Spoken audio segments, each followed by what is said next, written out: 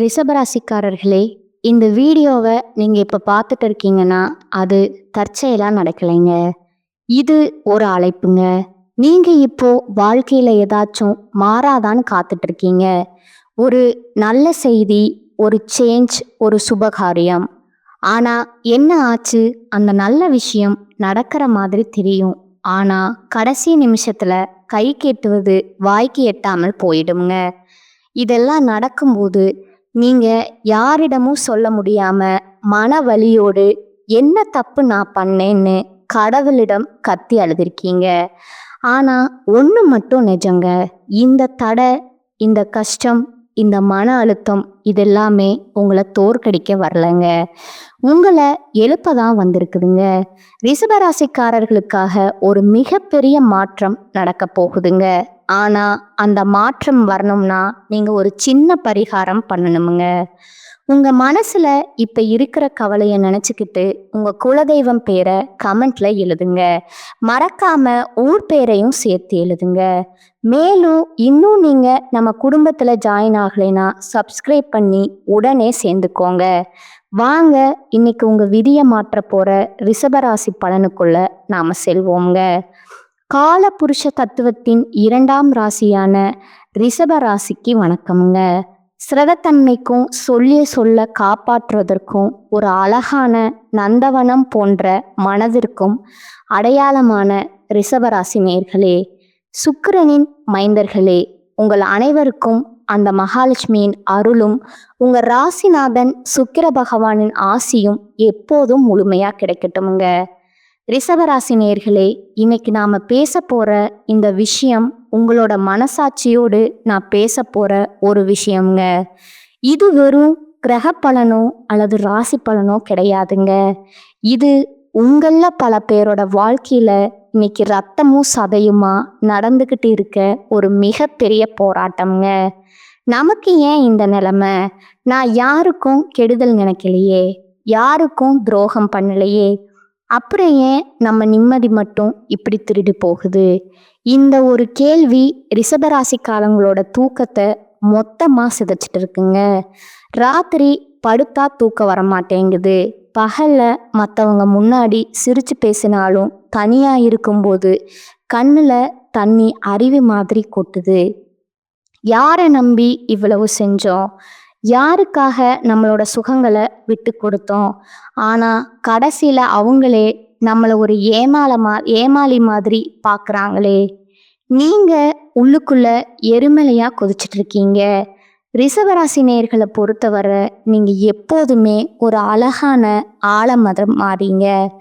உங்களை நம்பி வந்தவங்களுக்கு நிழல் தருவீங்க. கஷ்டப்படுறவங்களுக்கு தோள் கொடுப்பீங்க.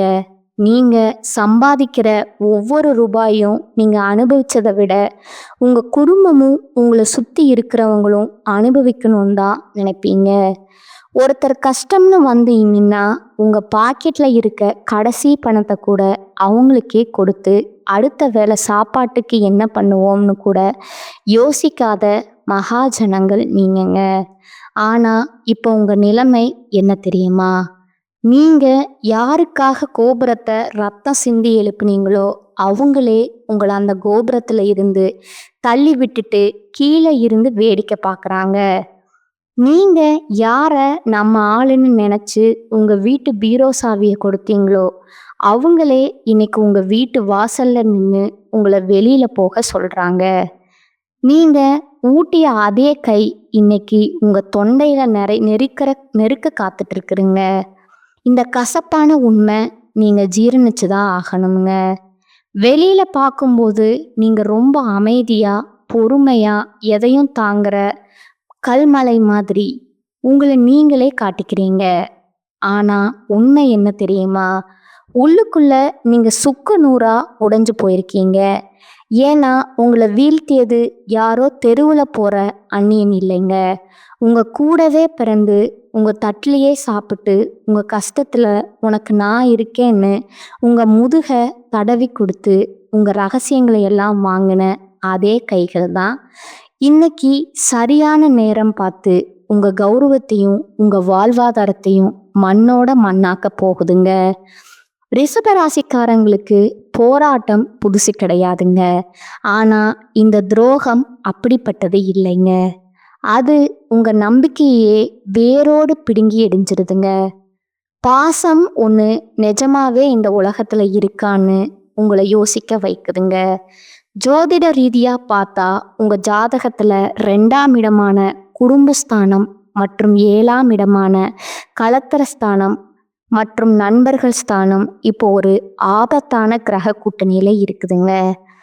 இதனால தான் நீங்க யாருக்காக உங்க துரோகத்தை தியாகம் செய்தீர்களோ, எவருக்காக உங்கள் சொந்த ஆசைகளை எல்லாம் குழி தோண்டி புதைத்தீர்களோ, அவர்களே இன்று உங்களை உதவாக்கறன்னு முத்திரை குத்தி ஓரம் கட்டுறாங்கங்க.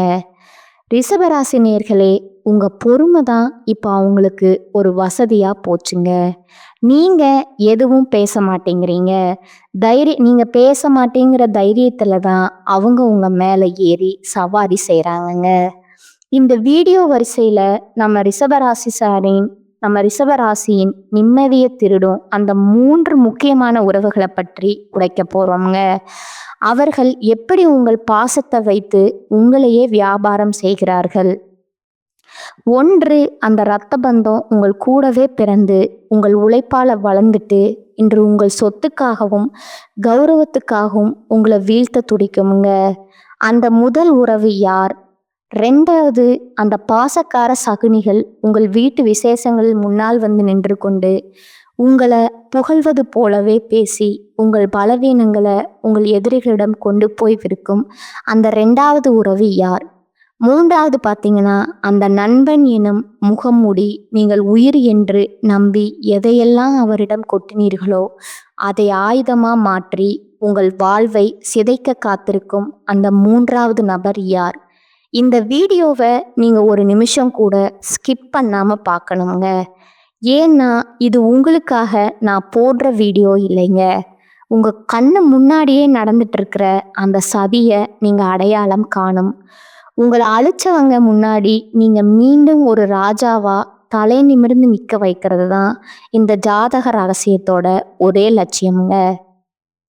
ரிஷபராசி நேயர்களே, இது உங்களுக்கான எச்சரிக்கை மட்டும் கிடையாதுங்க. இது உங்களுக்கான ஒரு மகா ஆயுதம்ங்க.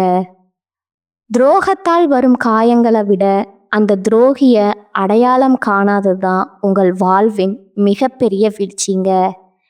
இந்த அறிமுகத்துல உங்க மன அழுத்தத்துக்கும் உங்க வாழ்க்கையில இப்ப ஏற்பட்டிருக்கிற இந்த சரிவுக்கும் காரணமான அந்த நன்றி மறந்த முகங்களை அணு அணுவா அடையாளம் காட்டப் போகிறோம்ங்க. வாருங்கள், ரிஷபத்தின் பொறுமை ஏன் இப்படி சோதிக்கப்படுது? நீங்க அன்னமிட்ட கை ஏன் உங்க கழுத்தை நெருக்க பார்க்குது? இதை பற்றி மிக மிக விரிவா பார்ப்போம்ங்க. இது ஜாதக ரகசியம்ங்க. ரிஷபராசி துரோகங்களின் ரகசிய தொடர் பகுதி 1, கூடவே பிறந்து குழிப்பறுக்குமுங்க அந்த இரத்த பந்தம். ரிஷபராசி நேயர்களே, நாம இப்போ இந்த தொடரோட மிக முக்கியமான கட்டத்துக்குள்ள நுழைய போறோம்ங்க. ரிஷபராசிக்காரங்க வாழ்க்கையில இருக்கிற மிகப்பெரிய பலமும் அவங்க குடும்பம்தான். அவங்க வாழ்க்கையில விடுற மிகப்பெரிய அடியும் அதே குடும்பத்துல இருந்து தான் வருதுங்க. இது எவ்வளவு பெரிய முரண்பாடு பார்த்தீங்களா? ரிஷபராசிக்கு 2ஆம் இடம்ங்கிறது குடும்பஸ்தானம்ங்க. இந்த இடத்தோட அதிபதியா வர்றது புதன் பகவானுங்க. இதனாலேயே உங்களுக்கு பேசும் திறமையும் குடும்பத்து மேல ஒரு அதீத பற்றும் இருக்குங்க. ஆனா இதே புதன் பகவான் சில நேரங்கள்ல உங்களுக்கு பக்கத்துல இருக்கிறவங்களையே உங்களுக்கு எதிரா மாத்திருவாருங்க. யார் அந்த இரத்த பந்தம்? நீங்க ஒரு நிமிஷம் கண்ணை மூடி யோசிச்சு பாருங்க. நீங்க சின்ன வயசுல இருந்து யாருக்காக எதையும் விட்டு கொடுத்தீங்க? உங்க தம்பியா இருக்கலாம், தங்கையா இருக்கலாம், இல்லை உங்க கூடவே பிறந்த அண்ணனா இருக்கலாம். ரிஷபராசிக்காரங்க எப்பவும் செல்ஃப்லெஸ் மனிதர்கள்ங்க. அதாவது தனக்கு ஒரு பொருள் கிடைக்கிறத விட தன் தம்பிக்கு அது கிடைச்சா நீங்க ரொம்ப சந்தோஷப்படுவீங்க.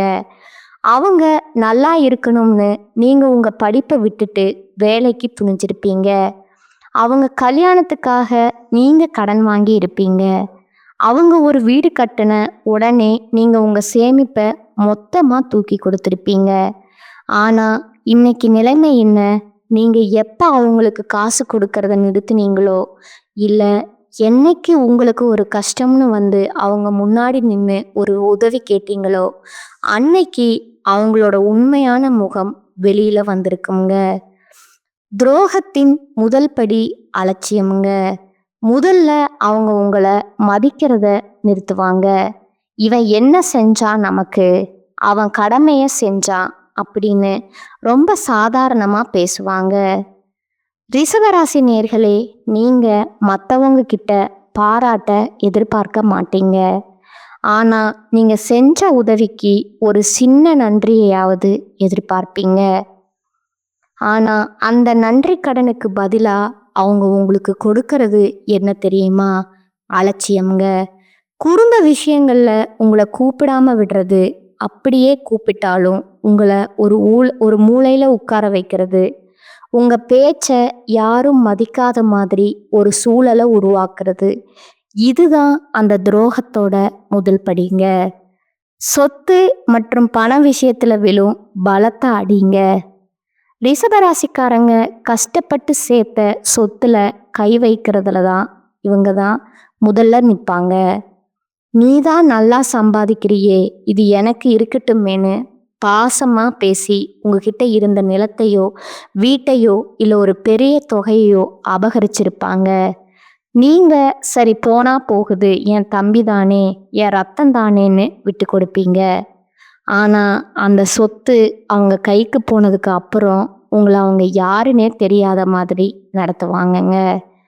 குறிப்பா ரிஷபராசி பெண்கள், நீங்க உங்க பிறந்த வீட்டுக்காக எவ்வளவோ செஞ்சிருப்பீங்க. ஆனா உங்களுக்கு ஒரு பிரச்சனை வரும்போது அதை பிறந்த வீட்டில் இருக்கிறவங்க கதவை தட்டுவாங்க, கதவை தாளிட்டுக்குவாங்கங்க. உனக்கு அங்கே என்ன வேலைன்னு கேட்குற அந்த ஒரு வார்த்தை உங்க இதயத்தை ஈட்டியால குத்துற மாதிரி இருக்குமுங்க. ஏன் இவங்க இப்படி மாறுறாங்க? இதுக்கு காரணம் உங்க மேல இருக்கிற பொறாமை தாங்க. ரிஷபராசிக்காரங்க எப்பவும் உழைப்பால உயர்வாங்க. நீங்க வீழ்ந்தாலும் மீண்டும் எழுதுருவீங்கிற பயம் அவங்களுக்குள்ள இருக்குங்க. அதனாலேயே உங்களை எழுந்திருக்க விடாம செய்யணும்னா உங்க குடும்பத்துக்குள்ளேயே குழப்பத்தை உண்டு பண்ணணும்னு அவங்க நினைக்கிறாங்க.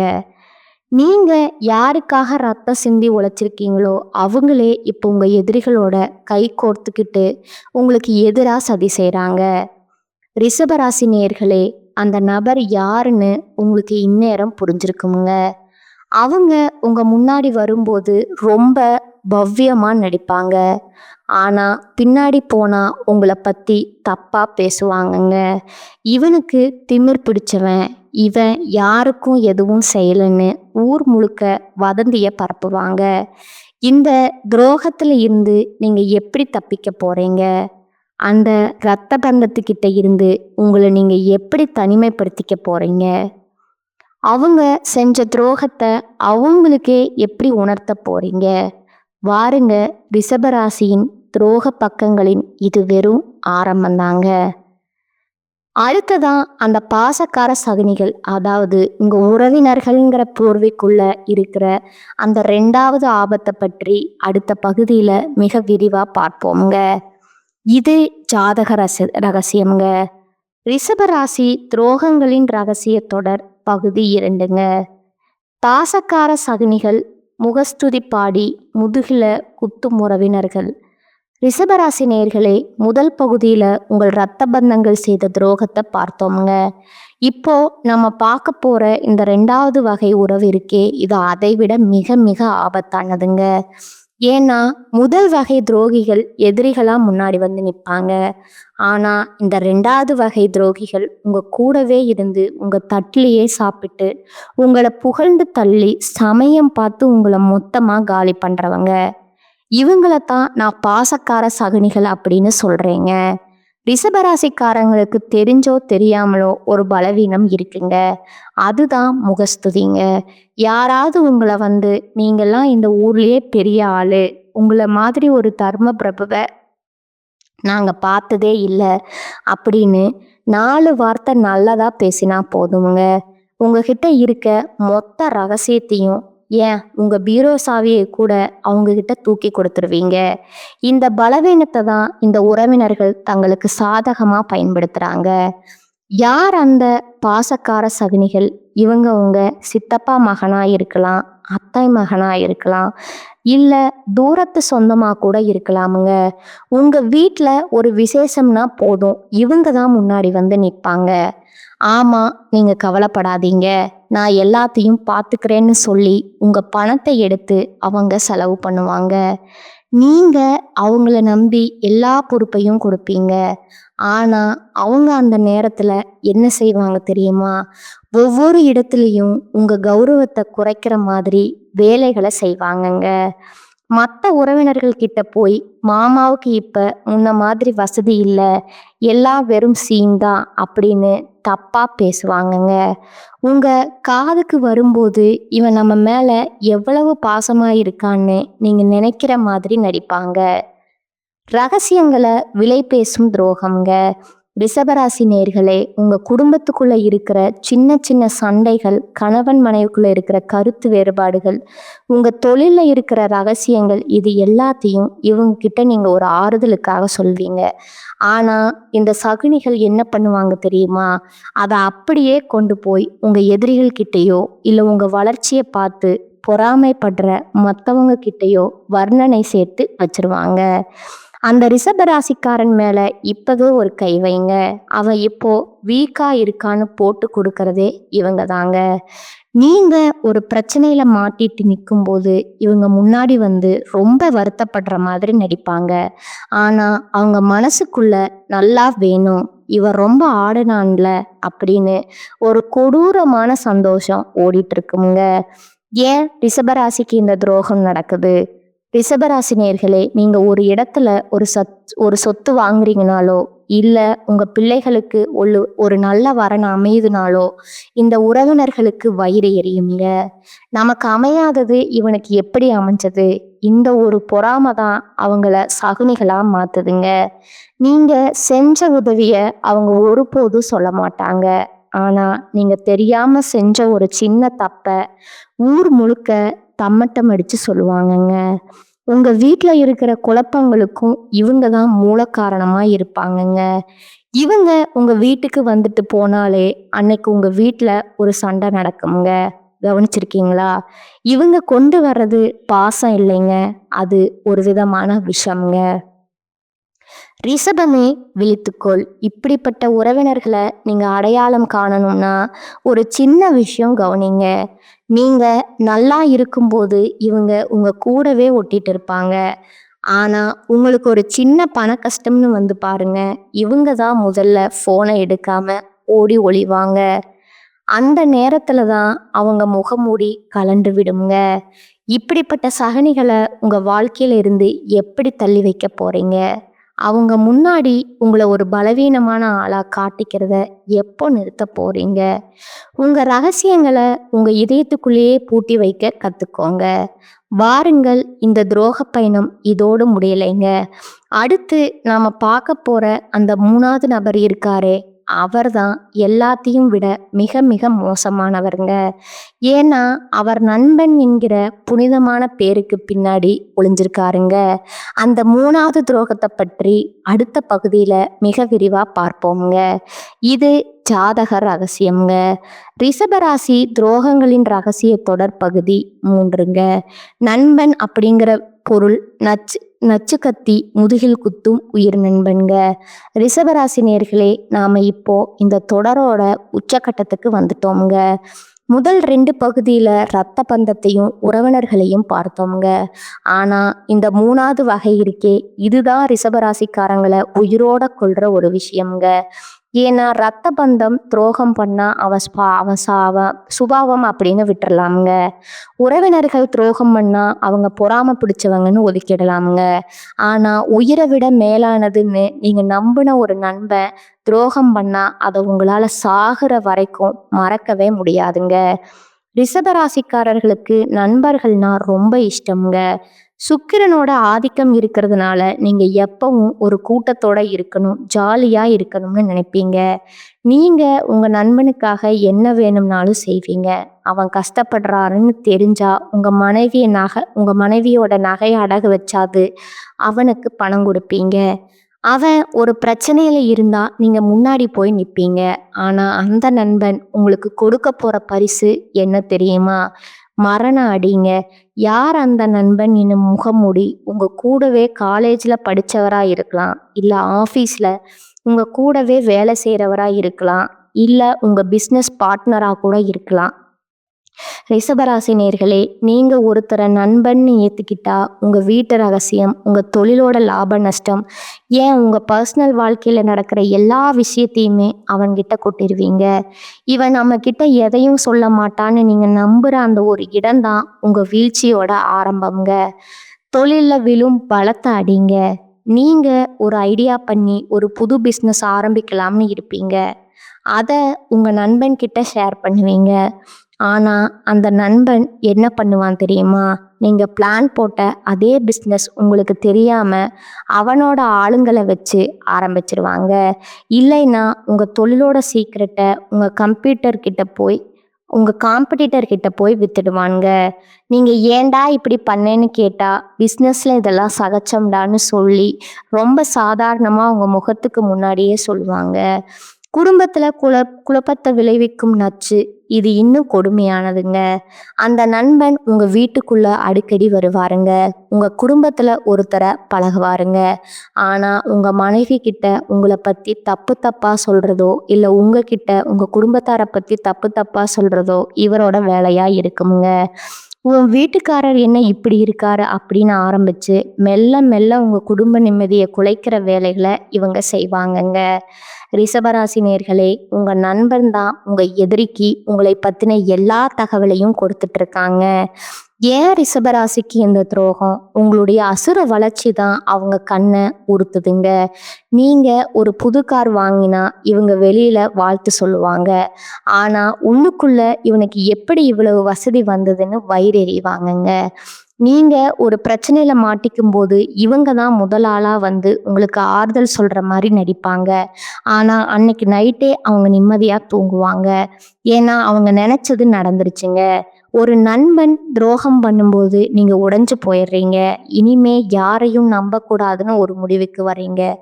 ஆனா அந்த முடிவை நீங்க முன்னாடியே எடுத்திருக்கணுங்க. உங்களுடைய ரகசியங்கள், உங்களுடைய பலம், அதை ஒரு நண்பன் கிட்ட பகிர்கிறதுக்கு மூலமா நீங்க உங்க ஆயுதத்தை அவன்கிட்டயே கொடுத்துட்றீங்க. இப்போ நீங்க செய்ய வேண்டியது ஒண்ணுதாங்க. உங்க நண்பர்கள் வட்டாரத்தை ஒரு தடவை செக் பண்ணுங்க. உங்க வளர்ச்சியை பார்த்து உண்மையாவே சந்தோஷப்படுறவர் யாரு? உங்க கஷ்டத்துல நிஜமாவே கை கொடுக்கிறவர் யாரு? இந்த முகமூடி மனிதர்களை அடையாளம் கண்டு அவங்கள உங்க வாழ்க்கையில இருந்து கட் பண்ணுங்க. அவங்க முன்னாடி நீங்க தோத்துட்டதா நினைச்சு அழுறத நிறுத்துங்க. ஏன்னா அவங்களுக்கு தேவை உங்க அழுகதாங்க. உங்க அவமானப்படுத்தியவர்கள் முன்னாடி, உங்களை ஏமாற்றிய நண்பர்கள் முன்னாடி நீங்க ஒரு ராஜாவா மீண்டு எழுந்து நிக்கணுமுங்க. அந்த வெற்றி தான் நீங்க அவங்களுக்கு கொடுக்கிற மிகப்பெரிய தண்டனைங்க. வாருங்கள், இந்த துரோகங்கள் எல்லாத்தையும் தாண்டி ரிஷபராசி எப்படி நிமிர்ந்து நிற்க போகுது? இழந்த கௌரவத்தை மீட்க நீங்க செய்ய வேண்டிய இந்த மகா ரகசிய பரிகாரங்கள் என்ன? அடுத்த இறுதி பகுதியில மிக விரிவா பார்க்கலாம்ங்க. துரோகங்களின் ரகசிய தொடர் இறுதி பகுதி, துரோகிகளை வீழ்த்தும் விஸ்வரூபம்ங்க. இந்த இழந்த கௌரவத்தை மீட்கும் மகா ரகசிய பரிகாரங்கள். ரிஷபராசி நேர்களே, நாம இப்ப இந்த தொடரோட மிக முக்கியமான உங்க வாழ்க்கைய தலைகீழா மாற்ற போற ஒரு இடத்திற்கு வந்துட்டோம்ங்க. இதுவரைக்கும் ரத்த பந்தம் செஞ்ச துரோகம், உறவினர்கள் ஆடிய சகுனி ஆட்டம், நண்பன் போட்ட முகமூடின்னு எல்லா கசப்பான உண்மைகளையும் பார்த்தோம்ங்க. இதை கேட்கும்போது உங்க மனசு வலிச்சிருக்குங்க. நான் இவ்வளவு ஏமாளியா இருந்தேன்னு உங்க மேலேயே உங்களுக்கு கோபம் வந்திருக்குங்க. ஆனா ஒண்ணு தெரிஞ்சுக்கோங்க, அடிபட்ட காலதான் முன்ன விட வேகமா பாயுங்க. இப்ப அந்த பாய்ச்சலுக்கான நேரம் வந்துருச்சுங்க. உங்களை அழ வச்சவங்க முன்னாடி நீங்க அழுதுகிட்டே இருந்தா அது உங்களுக்கு கிடைக்கிற வெற்றிங்க. ஆனா அவங்க உங்களை எங்கே வீழ்த்தணும்னு நினைச்சாங்களோ அதே இடத்துல நீங்க ஒரு ராஜாவா வந்து நிக்கிறது தான் நீங்க அவங்களுக்கு கொடுக்கிற மரண அடிங்க. உங்க ராசிநாதன் சுக்கிரன் உங்களுக்கு தரும் மிகப்பெரிய பலமே மீண்டிலும் ஆற்றல் தாங்க. துரோகிகளை வீழ்த்தும் முதல் ஆயுதம் அமைதிங்க. இனிமே நீங்க அவங்க கிட்ட போய் சண்டை போடாதீங்க. ஏன் எனக்கு துரோகம் பண்ணேன்னு கேட்டு உங்க கண்ணீரை வீணாக்காதீங்க. நீங்க எடுக்க வேண்டிய முதல் ஆயுதம் கடுமையான அமைதிங்க. அவங்களுக்கு உங்க வாழ்க்கையில என்ன நடக்குதுன்னே தெரியக்கூடாதுங்க. நீங்க சம்பாதிக்கிறீங்களா இல்லையா, உங்க அடுத்த பிளான் என்ன, எதுவுமே அவங்களுக்கு தெரிய விடாதீங்க. உங்க அமைதி அவங்கள பைத்தியமாக்குமுங்க. இவன் எப்படி இவ்வளவு அமைதியா இருக்கான்னு அவங்க பயப்படணுமுங்க. அதுதான் அவங்க விஸ்வரூபத்தோட முதல் படிங்க. செயலால் கொடுக்கும் பதிலுங்க. உங்க கௌரவத்தை சிதைச்சாங்களோ அதே கௌரவத்தை உங்க உழைப்பால 10 மடங்கு அதிகமாக்கி அவங்க முன்னாடி நிக்கணுங்க. உங்களை ஒரு ஏமாளின்னு சொன்னாங்களா, நீங்க ஒரு புத்திசாலித்தனமான தொழிலதிபராவோ அல்லது ஒரு பெரிய பதவியிலையோ வந்து உட்கார்ந்து அந்த வாயை அடைங்க. உங்க உழைப்பு தான் உங்களுடைய மிகப்பெரிய பழிவாங்குதலுங்க. இந்த யோகத்தை மீட்க மகா ரகசிய பரிகாரங்கள், ஜோதிட ரீதியா இந்த துரோகங்களால ஏற்பட்ட மன உளைச்சலும் பண இழப்பும் நீங்க சில ரகசிய பரிகாரங்களை செய்யணுங்க. சுக்கிரனின் அருளை பெற வெள்ளிக்கிழமை தோறும் அதிகாலையில மகாலட்சுமிக்கு மல்லிகை பூ செட்டி தீபம் ஏற்றி வழிபடுங்க. ரிஷபராசிக்கு அதிபதி சுக்கிரன் என்பதால மொச்சை பயிறு சுண்டல் செய்து தானம் கொடுப்பது உங்க பண வரத்தை நீக்குங்க. பணத்தடையை நீக்குங்க. எதிரிகள் அழிய சத்ரு சம்ஹாரம் செவ்வாய்க்கிழமை தோறும் அருகில் இருக்கும் முருகப்பெருமானின் கோயிலுக்கு போய் ஒரு எலுமிச்சம்பழத்தை அவர் பாதத்தில் வச்சு பின்னாடி அதை வீட்டுக்கு கொண்டு வந்து உங்கள் வீட்டு வாசலில் வெட்டுங்க. அது உங்களை மேலே இருக்கிற கண் திருஷ்டியும் சகுனியோட தீய பார்வையும் மொத்தமாக காலி பண்ணிடுமுங்க. பைரவர் வழிபாடுங்க. உங்களுக்கு துரோகம் பண்ணவங்க அவங்க செஞ்ச தப்புக்கு தண்டனை அனுபவிக்கணும்னு நினைக்கிறீங்களா, தேய்பிரை அஷ்டமி அன்னைக்கு கால பைரவருக்கு மிளகு தீபம் ஏத்துங்க. பைரவர் உங்களுக்கு நீதியை தேடி தருவாருங்க. கடந்த போன வழிகளை ஒரு பாடமா எடுத்துக்கோங்க. இனிமே நீங்க பழைய ஏமாளி ரிஷபம் கிடையாதுங்க. நீங்க ஒரு பாடம் புகட்ட போற தங்கம். உங்க ரகசியங்களை உங்க இதயத்துக்குள்ளேயே பூட்டி வைங்க. உங்களை நம்பினவங்களுக்கு மட்டும் உண்மையா இருங்க. துரோகம் செஞ்சவங்களை இறைவன் பார்த்து பாருங்க. நீங்க உங்க வெற்றியை பாருங்க. உங்களை அவமானப்படுத்தியவர்கள் ஒரு நாள் உங்க வீட்டு வாசல்ல வந்து உதவிக்காக காத்துட்டு நிற்பாங்க. அன்னைக்கு நீங்க அவங்களுக்கு உதவி செய்யணும்னு அவசியம் இல்லைங்க. ஆனா நீங்க உயர்ந்த இடத்துல இருக்கிறத அவங்க பார்க்கணுங்க. அதுதான் உண்மையான ஜோதிட ரகசியம்ங்க. இந்த தொடரை நீங்க முழுமையா பார்த்துருக்கீங்கன்னா இப்போ உங்க மனசுல ஒரு தெளிவு பிறந்திருக்குமுங்க. நீங்க யாருக்காக அழுதீங்களோ அவங்க அழுகைக்கு தகுதியானவங்க இல்லைன்னு உங்களுக்கு புரிஞ்சிருக்குமுங்க. ரிஷபராசிக்காரங்க தோத்து போறது ரொம்ப கஷ்டம்ங்க. ஏன்னா நீங்க பூமாதேவி அம்சம் கொண்டவங்க. எவ்வளவு பாரத்தையும் தாங்குவீங்க. ஆனா ஒரு கட்டத்துல அந்த பாரம் உங்களுக்கே வலியை கொடுக்குமுங்க. அதை தூக்கி எறிய வேண்டியது உங்களுடைய கடமைங்க.